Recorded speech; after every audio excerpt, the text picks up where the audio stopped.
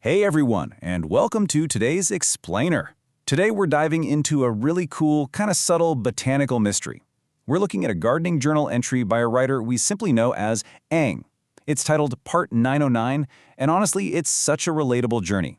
We get to follow along with a spontaneous plant discovery, look at the real hurdles of plant identification, and see just how completely subjective landscape design actually is. So let's step right into Ang's shoes for a second. Picture this. It's just a totally normal day.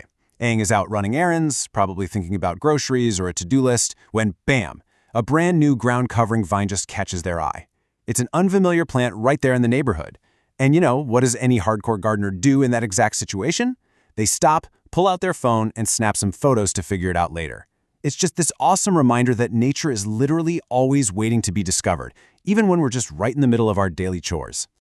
Which brings us to the identification challenge. Seriously, why are some of these vines just so incredibly hard to name?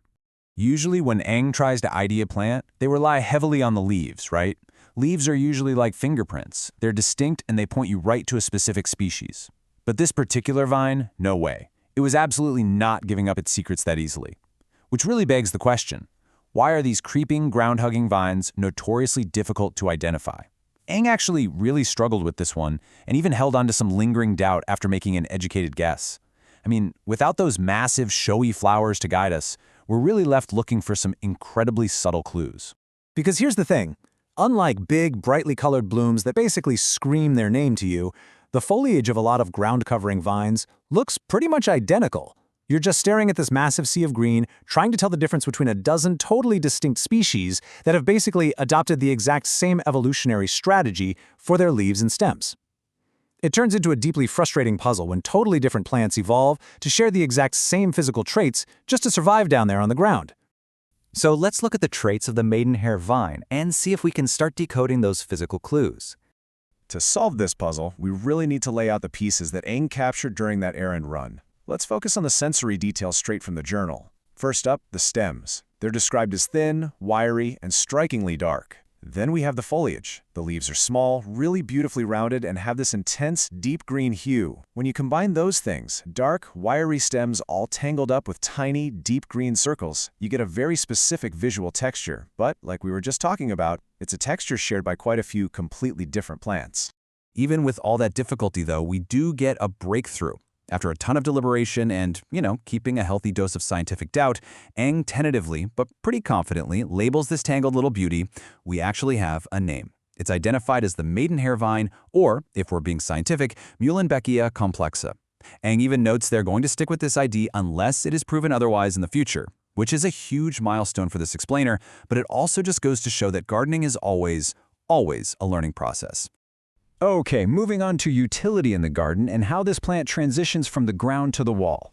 Now, once you finally solve the mystery of what a plant actually is, the next logical step as a gardener is figuring out exactly how it functions in your landscape. And the Maidenhair Vine? It's incredibly versatile. On one hand, it has amazing potential as a ground cover. Ang describes how that foliage creates a dense, tangled, almost mat-like appearance, which is absolutely perfect for creeping right across the soil and choking out those annoying weeds. But you can also completely flip the script. Some gardeners actually train those wiry stems upwards, using them to create gorgeous natural texture for vertical gardens. It really highlights that Muehlenbeckia complexa is a totally viable option, whether you want it sprawling across the earth or climbing straight up a trellis. Which brings us to the final aesthetic verdict and the reality of a gardener's subjective choice. You'd probably think that finding a plant with that much dual utility would be an absolute slam dunk, right?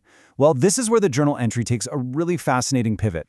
Ang ultimately decides to pass on it. They write, quote, "For my own aesthetic taste, this is not a plant for my collection." And honestly, that proves a fundamental rule of landscape design. A plant can be perfectly functional, beautifully resilient, and super useful, and still just completely fail to align with your personal vision. So the search for the perfect plant goes on.